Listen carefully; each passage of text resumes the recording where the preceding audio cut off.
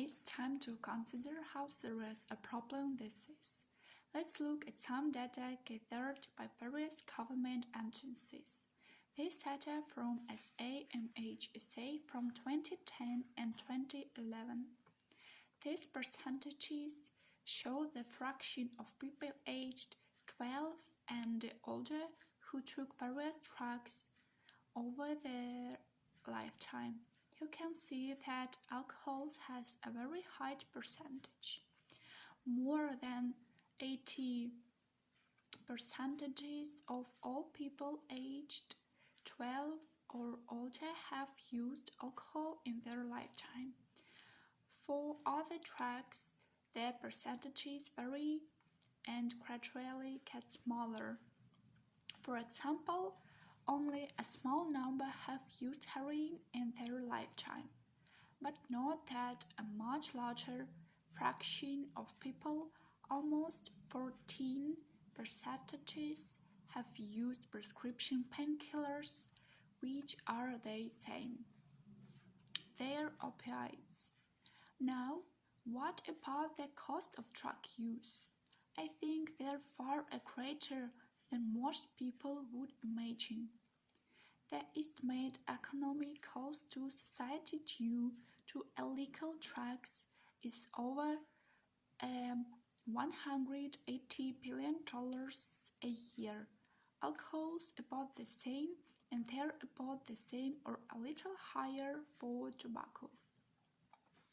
These figures are the health cost of drug use.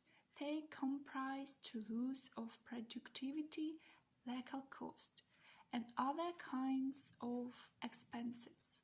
But the dollars amount that we've just talked about do not include any measure of the misery caused by drugs.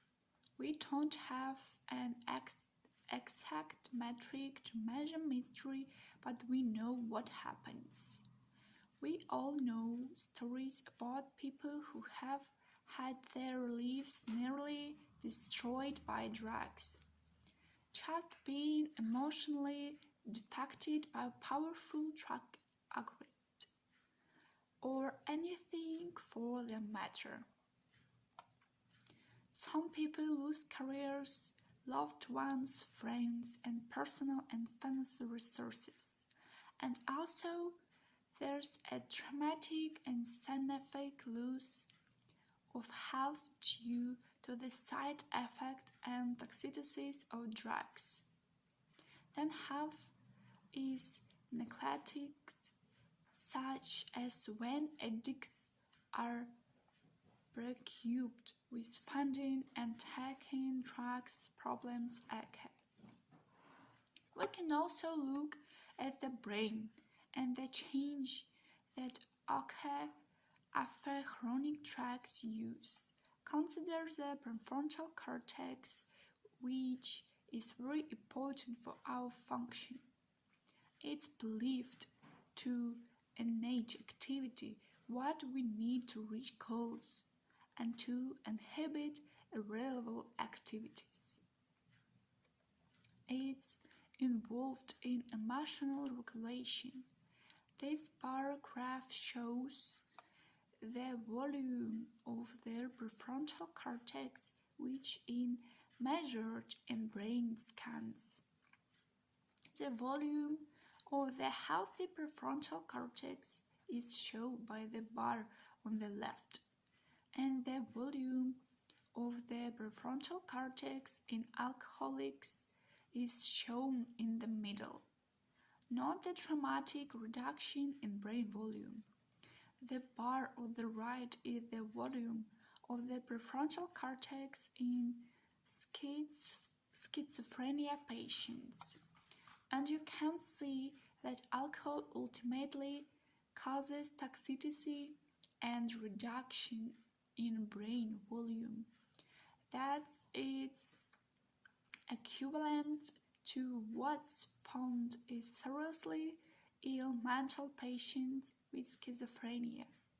Now, there is some question as to whether the brain volume is reduced before people start drinking, but the general. It's accepted that the reduction in brain volume is mainly due to the consequence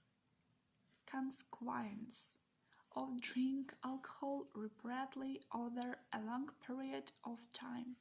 So you can see that there are very scientific causes to get caught in the web of compulsive drug taking.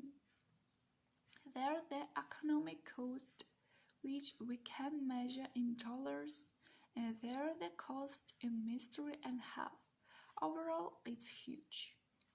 After this video, please go to one of the websites and see if you can find out how the data we looked at breaks down.